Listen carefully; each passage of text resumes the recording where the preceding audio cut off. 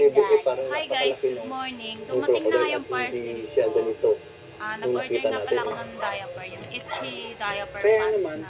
Palaisipan pa rin kung ilan nga ba ang nakawalang buhay Promo sa siya lugar. guys ng Noong 400 2017 lang pesos, kasi, mga ganun. isang buhaya rin mula sa Nakalive San po kasi Pedro siya, guys. ang Kaya tinurn nag-order over sa ako Kalawan ng Rescue subo. Center. Sinubukan ko Dati siyang raw mag-order, itong alaga buy one, take na one. tinurn So, over ngayon, dahil dumating walang na siya. permit. So ito, Okay, panoorin niyo so ako ito habang yung isang crocodile na nandito nakatira ngayon sa rescue center. Sinurrender siya dito 2017, so that makes it about more than 3 years. And since nandito rin si Sir Rainer, minabuti na makuha na natin ito ng cute for DNA sampling. Ayan. Tulad dito, Sita, Guys, wala rin ang sabi identification doon mark sa sa live buntot ang buhay na nito.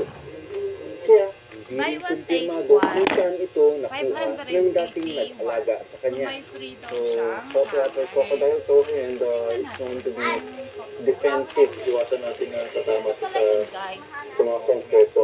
Double XL. Expect natin na 46 magdi-defense na siya pieces. kasi So, dalawa dominate siya. natin yung kanyang bed. So, magkakaroon siya ng death roll. Ito yung 580. Natural sa kanilang ginagawa nila. Tapos, oo nga. Legit nga siya. May free silang hanger. Apat na peraso. Shampoo lang? So, ayan. Mas nakakatipid ka dito.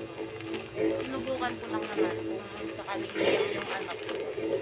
Reward yung anak at saka yung bunso. Maliit man kumpara sa ibang saltwater crocodile na na-handle namin noon. Ito na.